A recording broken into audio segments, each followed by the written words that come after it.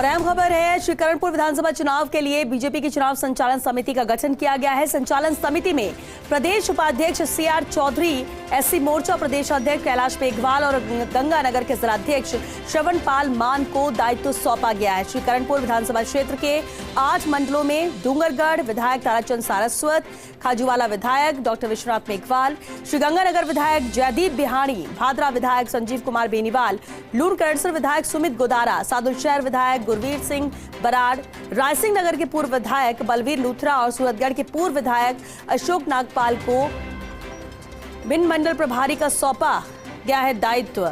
वहीं विधानसभा क्षेत्र के सभी 37 शक्ति केंद्रों और 249 बूथों पर पार्टी के वरिष्ठ नेताओं और कार्यकर्ताओं को दायित्व सौंपे गए हैं, क्योंकि श्रीकरणपुर का ये अहम चुनाव है विधानसभा का और इसे लेकर ही अब तैयारियां तो जारी है, लेकिन साथ ही साथ जिम्मेदारियां भी दी जा रही हैं।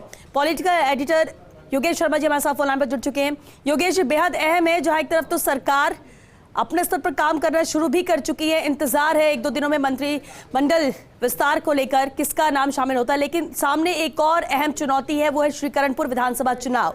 इसके मद्देनजर क्या कुछ और जानकारी, क्योंकि अब दायित्व सौंपा जा रहा है, नई जिम्मेदारियां सौंपी जा रही है ताकि ये सीट जीती जा सके। देखिए श्वेता, अब पूरी तरह बीजेपी अब चुनावी मोड में है। वैसे तो भारतीय जनता पार्टी पूरे साल ही चुनावी तैयारियों में रहती है, लेकिन ये चुनाव सत्ता में आने के बाद पहला चुनाव है। ये बीजेपी के लिटमस टेस्ट की तरह होगा जी। सत्ताधारी दल के लिए ये चुनौतीपूर्ण होगा, क्योंकि कांग्रेस ने वहाँ सहानुभूति कार्ड खेला है। रूबी कुन्नर, जो कि दिवंगत कांग्रेस विधायक गुरमीत सिंह कुन्नर के बेटे हैं जी, उनको कांग्रेस ने टिकट दिया है। वो चुनाव इसी तरह से लड़ेंगे कि उनके पिता का निधन हो गया और उसकी सिंपैथी का मुद्दा वहाँ बड़ा मुद्दा होगा। भारतीय जनता पार्टी से उम्मीदवार है सुरेंद्रपाल सिंह टीटी पहले भी विधायक रहे हैं, मंत्री रहे हैं बीजेपी की सरकार में जी, वसुंधरा राजे सरकार के दौरान, और अनुभवी नेता है। तो ऐसे में अभी चुनाव जो है भारतीय जनता पार्टी के लिए प्रतिष्ठा का चुनाव है।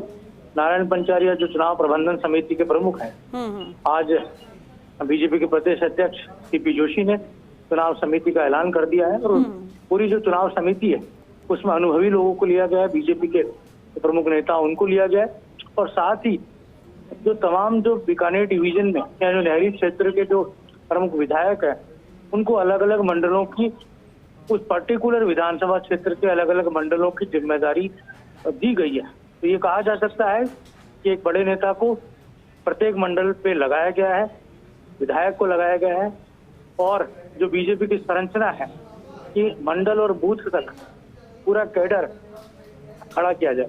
और 2 बड़े मुद्दों पर भारतीय जनता पार्टी चुनावी समर में उतरेगी श्वेता। पहला मुद्दा नरेंद्र मोदी सरकार की योजनाएं, जो जनहितकारी योजनाएं हैं, और आपको ध्यान ये है कि 15 दिसंबर से 16 दिसंबर से पूरे प्रदेश भर में, देश भर में इस तरह से संकल्प यात्राओं की शुरुआत बीजेपी ने की है, और हर प्रत्येक गांव वार्ड तक मोदी सरकार की योजनाओं को पहुंचाने का काम किया जा रहा है। वो एक बड़ा मुद्दा चुनावी हथियार के तौर पर होगा। साथ ही एक कार्यकर्ता, सामान्य कार्यकर्ता का सीएम पद तक पहुंचना, बीजेपी के कार्यकर्ता का मुख्यमंत्री के पद तक पहुंचना, इसको भी एक चुनावी मुद्दा बनाया जाएगा कि भारतीय जनता पार्टी ही एक ऐसी पार्टी है जहां एक कार्यकर्ता, एक सामान्य नेता मुख्यमंत्री के पद तक पहुंच सकता है। मुख्यमंत्री तक उसको सबसे बड़ा जो पद है वो दिया जा सकता है। ये भी एक मुद्दा जो वहां पर होगा। भजनलाल शर्मा, सीपी जोशी, तमाम बड़े नेता भारतीय जनता पार्टी के, इनके दौरे श्रीकरणपुर विधानसभा क्षेत्र के जल्दी घोषित हो जाएंगे, इनके दौरों के कार्यक्रम।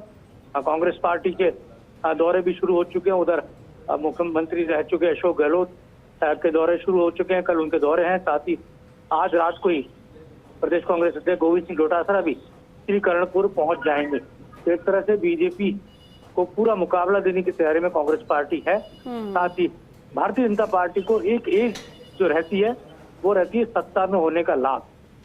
बीते राज्य के अंदर अशोक गहलोत राज में जो उपचुनाव हुए थे, उन तमाम उपचुनाव में केवल एक सीट थी राज्य संबंध की, जहाँ दीप्ति माहेश्वरी ने चुनाव जीता था, सहानुभूति कार्ड पर वो चुनाव जीता था। वो एक सीट भारतीय जनता पार्टी के खाते में गई थी, ताकि सभी सीटों पर कांग्रेस पार्टी ने चुनाव जीत दर्ज की थी और एक सीट जो हनुमान बेनीवाल के सांसद बनने के बाद खाली हुई थी, टीमसर सीट, वहां से उनके भाई आरएलपी के विधायक बने थे नारायण बेनीवाल।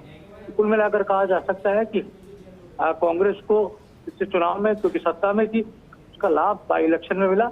तो इसलिए कहा जा सकता है कि सत्ता में जो दल रहता है उसको एक बढ़त जो होती है वो मिलती है जब उसकी पार्टी के प्रत्याशी को। तो वो बढ़त प्रिंसिपल सिंह टीटी को कितनी मिल पाएगी, क्या वो अपनी पार्टी के सत्ता में होने का लाभ वो कितना ले पाएगा। लेकिन जरूर है कि पूरी बीजेपी जुटेगी, पूरी तैयारियों के साथ जुटेगी। और उससे पहले तमाम जो मंत्री परिषद का जो कहा जा सकता है नया मंत्रिमंडल है वो हमारे सामने आ जाएगा। जैसा आप बता रहे थे 22 तारीख को आए कि 23 दिसंबर को आए, लेकिन ये कोशिश यही है कि वो मंत्रिमंडल का पूरा सामने आ जाएगा, पूरा गठन हो जाएगा। और ये भी बात है कि नहरी क्षेत्र से भी कुछ शहर होंगे जो मंत्री परिषद का हिस्सा होंगे, चाहे उनमें कोई कैबिनेट मंत्री बनेगा, चाहे उनमें कोई राज्य मंत्री बनेगा। लेकिन ये जरूर है कि बीजेपी इस पूरे चुनाव को बहुत गंभीरता से ले रही है श्वेता। और आने वाले समय में ये कोशिश रहेगी कि जो 200 सदस्य की विधानसभा, जो भी 199 सदस्य हैं, 200 सदस्य इस चुनाव के बाद वो सामने आएंगे। उन 200 सदस्यों में जो पहली उपचुनाव की जीत है वो भारतीय जनता पार्टी के खाते में जाए और उनका स्कोर 115 से आगे बढ़े। जी बिल्कुल बिल्कुल। बहुत शुक्रिया योगेश जी आपका इस पूरी जानकारी के लिए, बातचीत के लिए।